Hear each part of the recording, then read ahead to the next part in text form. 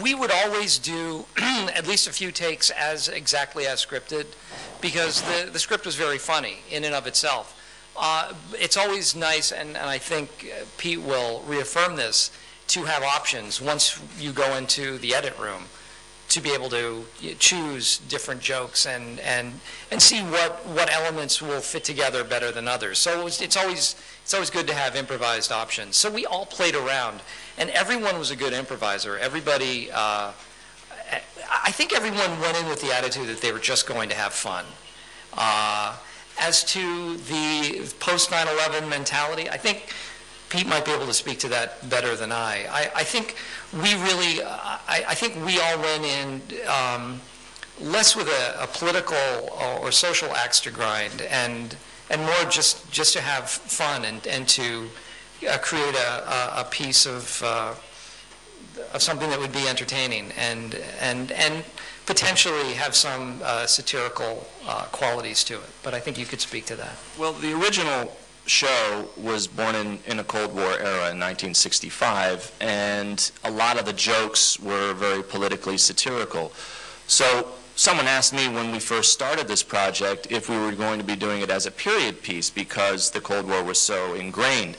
And I said, no, as long as we keep our eye on the political landscape, we are in a post 9/11 era. And there's a lot to satirize, especially that something that we learned that day is that our government agencies don't communicate that well with each other. The FBI doesn't talk to the CIA and vice versa.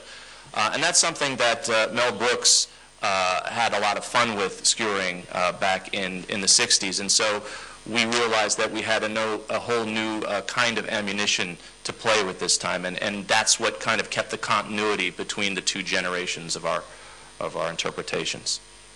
Add to that very quickly. I think people sometimes are slow to trust if they've been entertained by a film, and I mean thoroughly entertained, and they've laughed. I think they're unsure if it's been a true quote-unquote movie-going experience. But you have wonderful examples of comedies throughout history, and especially comedic performances that have been recognized by the Oscars, the Motion Picture Association, I always think of, well, just because I want to talk about her some more, but Meryl Streep, her performance in Devil Wears Prada was, the leading role in a comedy, and she got nominated for an Academy Award. And so I think that there is definitely recognition, probably not as much as you get with dramas, but it's certainly there. But if I can just add one more thing, you brought up the example of Preston Sturges, and Sullivan's Travels is a great example of, there's a director who kept feeling like he missed his call because all he was doing was comedy and he had to make the great drama, and when he realized at the end of the day that making people laugh was the most rewarding.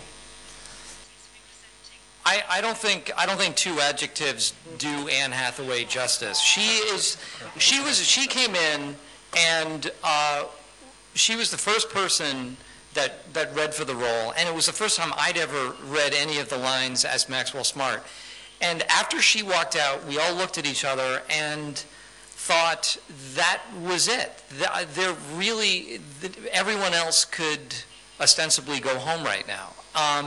She's so kind and sweet and smart and funny.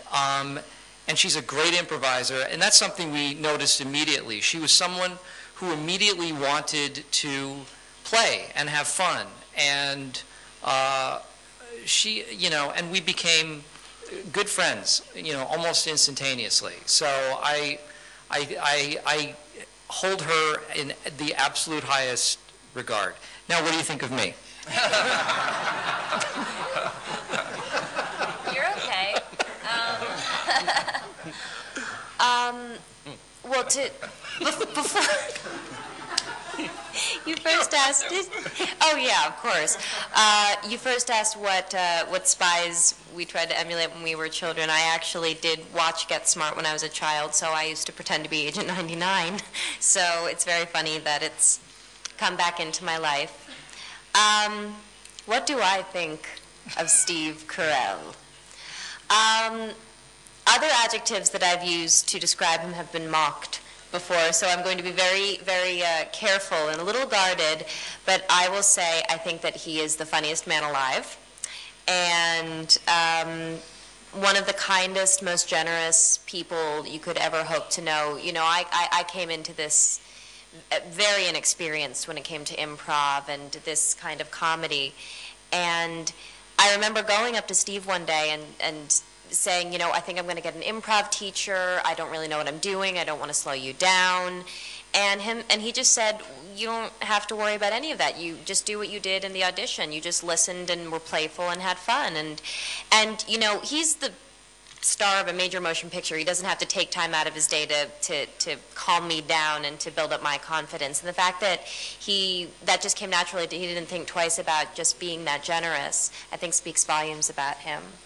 And fast runner, nice strong thighs, big eater, you know, just an all-around wonderful guy. No, I'm actually not nice at all. I'm very hard to deal with, very difficult. You know, it was important for me to do more than just action. I knew eventually I wanted to do drama and do comedies, and I've always felt, you know, it's always very special and unique when you can make people laugh and feel good. And I know that the other actors up here with me can attest to that, and I always find it very gratifying when you can make a great comedy. I knew eventually I wanted to get there, and it all comes down to material. I've been really fortunate to have some really funny material in the past, and developing funny material now for the future. And you know, again, it's very easy. To me, there's nothing like a great comedy. Il problema degli occhi era come fare a convincere i produttori registi.